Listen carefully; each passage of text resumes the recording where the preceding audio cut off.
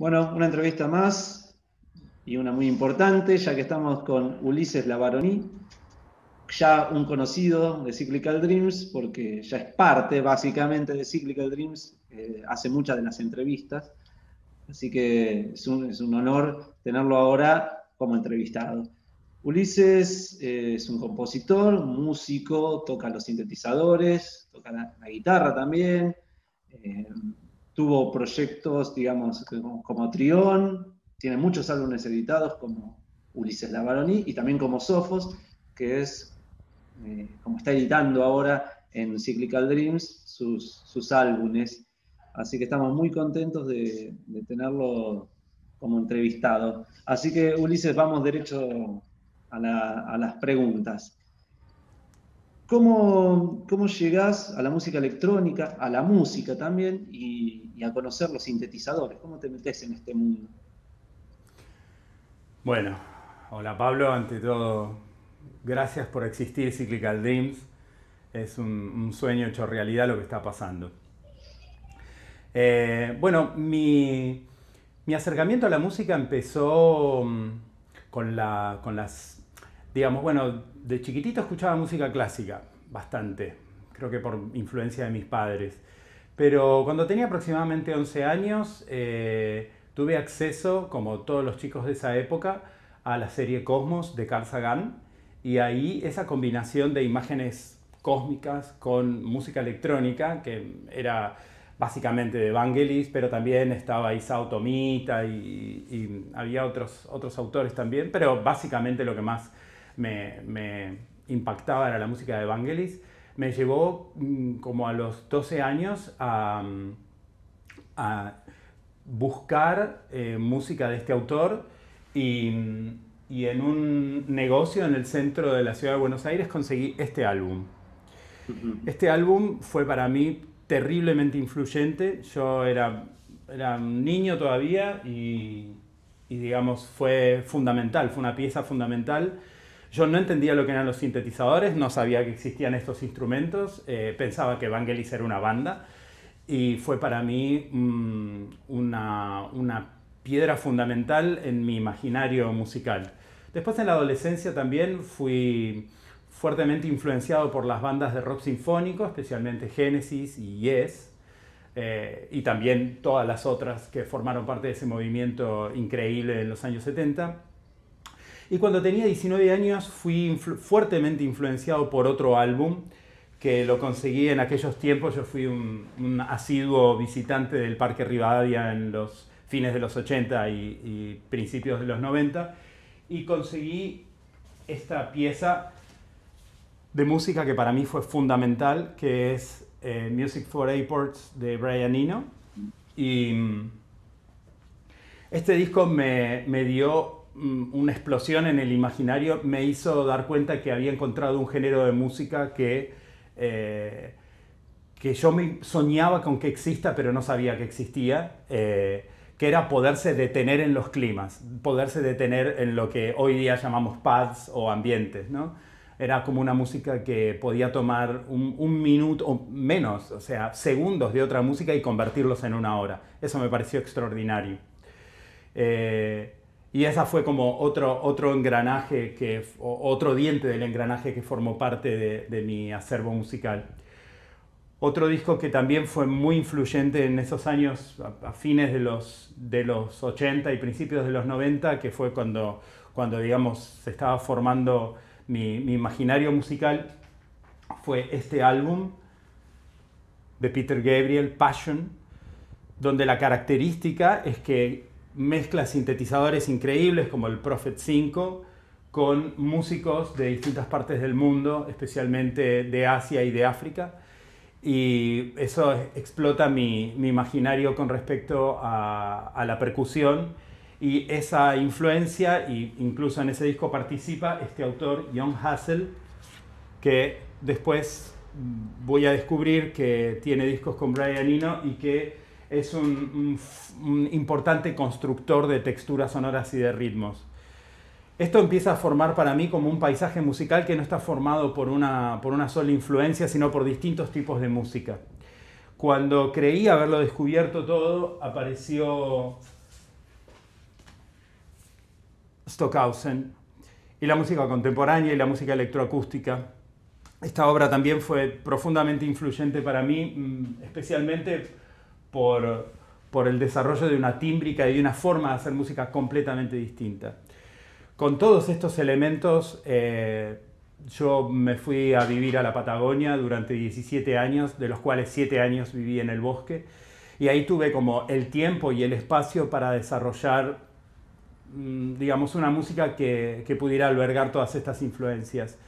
Y empecé a desarrollar muchos tipos de música experimental diferentes. En algunos casos combinaba instrumentos étnicos, en otros casos trabajaba profundamente en electroacústica, y en un momento fui interesándome cada vez más por los sintetizadores, de alguna manera para tener un vínculo profundo con esos días iniciales de mi infancia o primeros días de la adolescencia, donde había sido fuertemente influido por Vangelis. Pero era como en el fondo un paisaje total, donde lo que estaba buscando era fusionar la música milenaria con la música contemporánea, con el ambient, con la música electrónica de sintetizadores.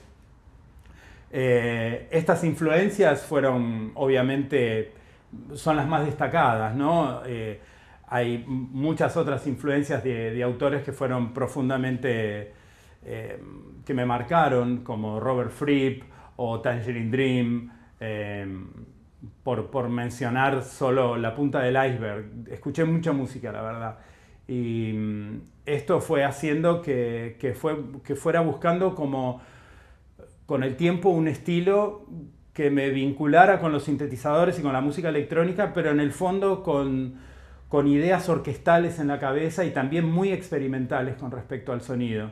Y de alguna manera también mi vínculo con la guitarra eléctrica estaba dado por, digamos, las influencias del rock sinfónico. Mike Oldfield también fue muy influyente para mí, el disco Oh Madonna también.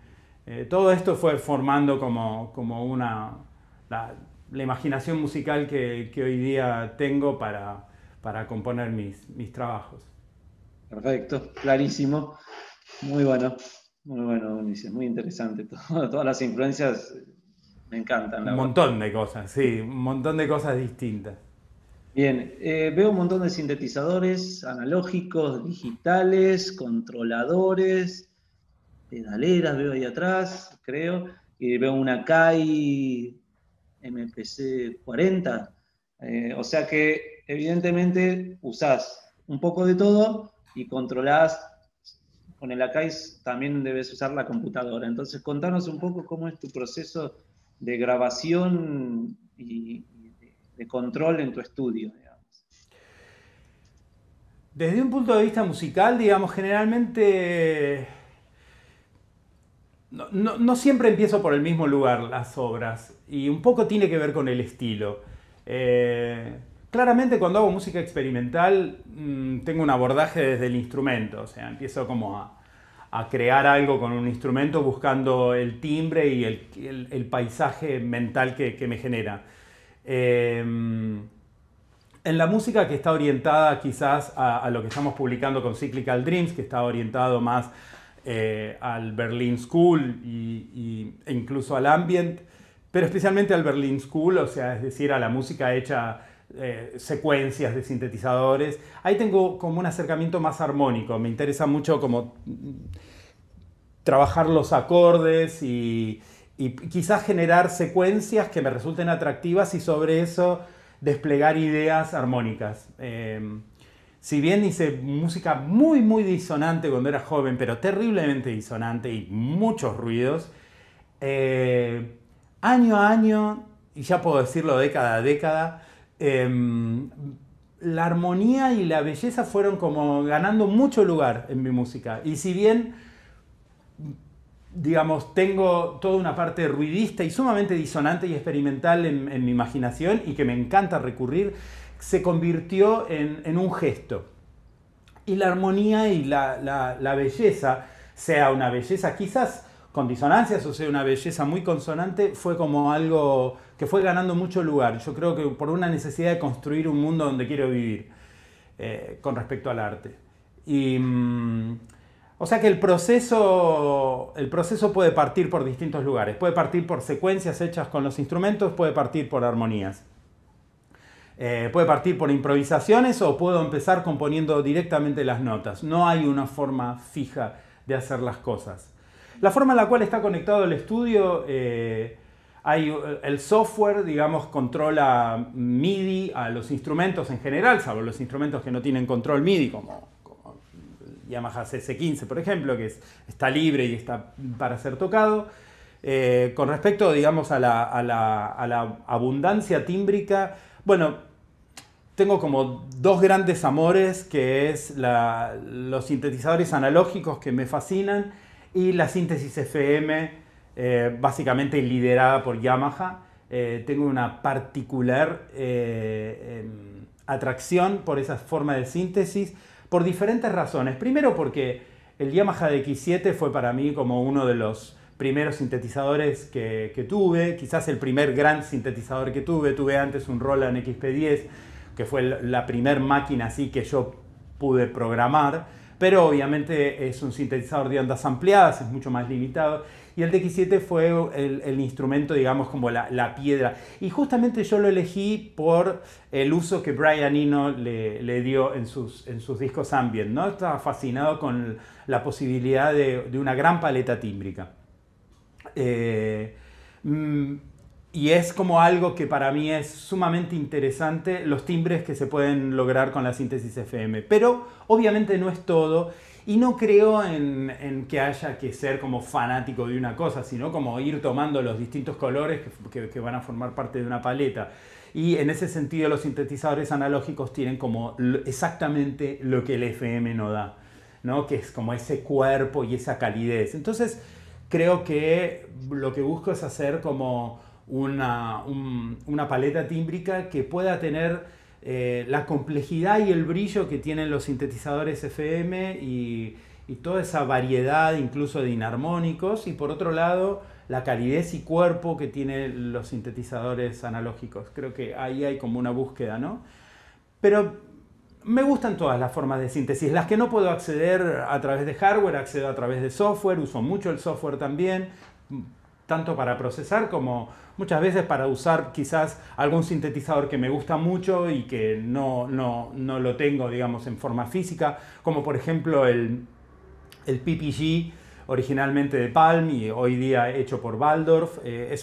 O sea, la síntesis de tabla de onda me parece fascinante y no tengo ningún tabla de onda en forma de hardware, así que uso las versiones virtuales y con mucha satisfacción, y las mezclo con estos instrumentos también. No hay una forma, digamos, limitada. La verdad que me gusta justamente como experimentar en el estudio, en la forma de proceso también. O sea, me gusta usar procesadores más nuevos, más viejos. Acá hay procesadores viejos, una Yamaha MP100 de los 90, una Digitec del fines de los 80, una pedalera que es más del 2010, es una GT10, y la computadora. Tuve una época que trabajé mucho, especialmente en la beta más experimental. Hoy día no estoy trabajando tanto con eso, pero estuve muchos años dedicado a la síntesis granular, que es algo que también me parece increíble, y el desarrollo de timbres y la improvisación en tiempo real con síntesis granular. Así que la verdad que no hay una cosa como limitada, sino más bien como un juego donde voy buscando los sonidos. Y la forma en las composiciones de llegar a eso se va dando por cómo me acerqué a la idea, ¿no? O sea que eso va cambiando. Perfecto. Sí, se nota en tu música todos los elementos que hay, y en los últimos discos, por lo menos me gusta mucho en Cyclical Dreams lo que haces desde años, pero en estos últimos discos siempre aparecen cosas nuevas y nos va sorprendiendo, así que está genial la música de Sofos y de Ulises, ¿no? Las dos. ¿Cómo ves la música electrónica actual? ¿Cuál es tu visión? Yo tengo la sensación que la música electrónica está, podríamos decir, en un paleolítico superior o neolítico. Es decir, la música electrónica tiene 70 años y la demás música en general tiene miles de años. Es decir, el desarrollo acústico de los instrumentos tiene milenios. El desarrollo de las escalas, de los ritmos, etc. Y como que la música electrónica viene a aparecer a mediados del siglo XX y por tanto es extremadamente joven. Todavía conocemos muy poco, aunque creemos que está súper avanzada. En realidad yo creo que está en un paso, insisto, en un paleolítico superior, en un neolítico. Con respecto a eso, lo que observo es, me interesa mucho como la evolución de la música electrónica, justamente en esta época, ¿sí? Cuando Stockhausen, las piezas electrónicas de Iannis Xenakis, las piezas electrónicas de Ligeti, las piezas electrónicas de Luigi Nono, de los compositores y compositoras norteamericanas, ¿no?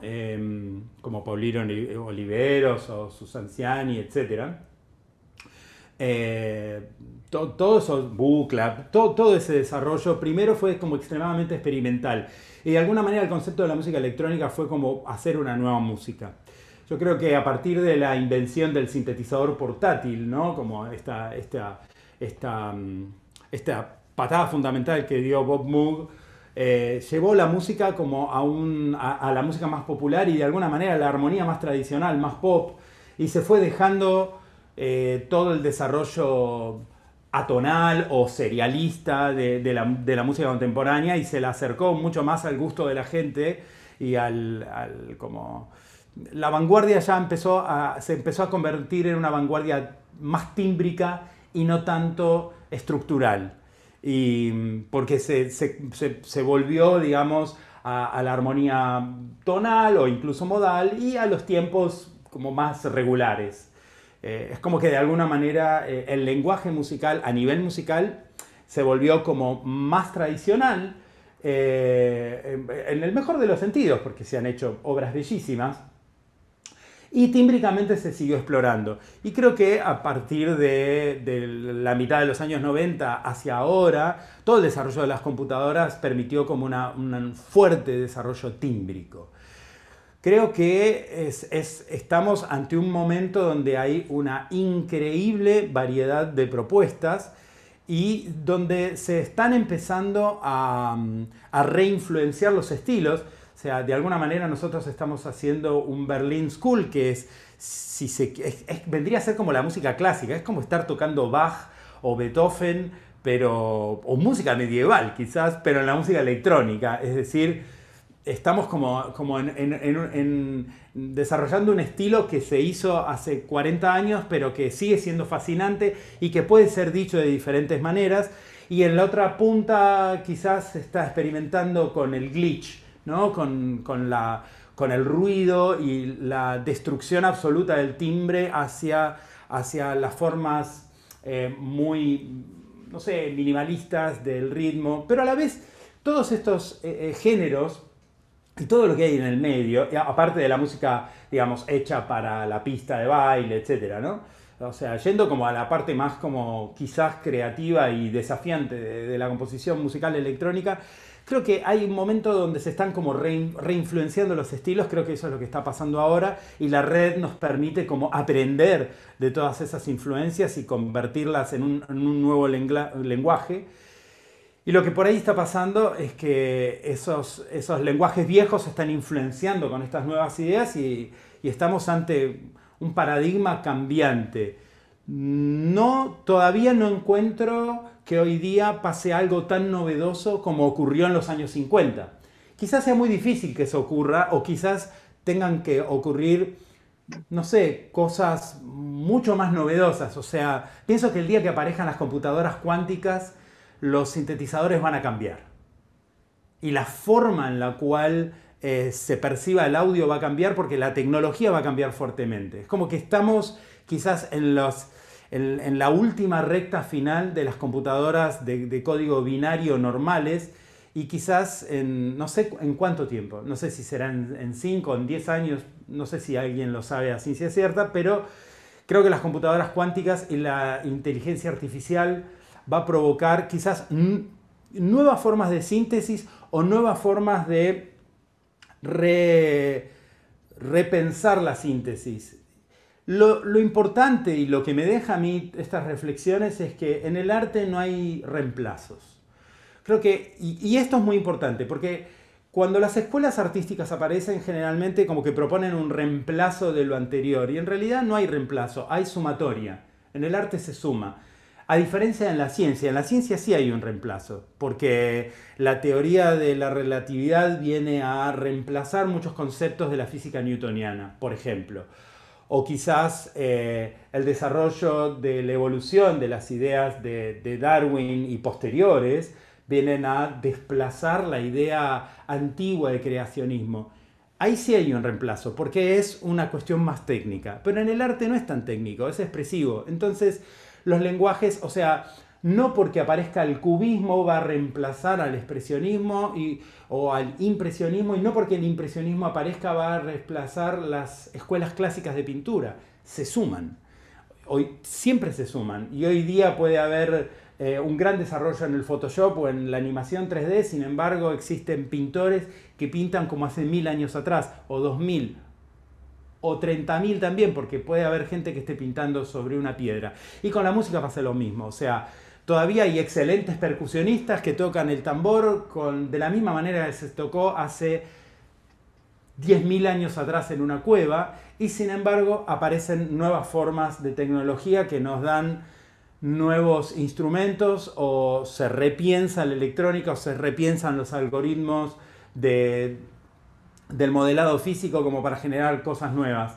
Y ante esto creo que estamos ante un paisaje tremendamente cambiante, donde lo que creo que tenemos que hacer los artistas no es reemplazar, sino sumar, porque ahí el lenguaje se expande. Algo así. Muy bien, perfecto.